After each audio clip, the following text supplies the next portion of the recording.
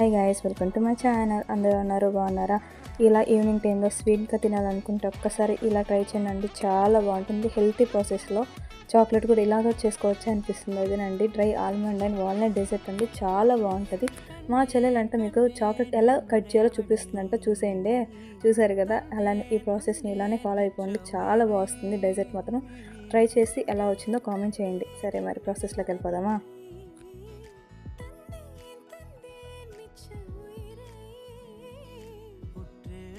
பார்க்கையிலே தொற்று கிடைத்த தனிமையினை கற்று தந்த காதல் வழி விட்டு போனதே ஊர் கூடும் நல்ல நல்ல தளங்கள் எல்லாம் உன்னை கூட்டி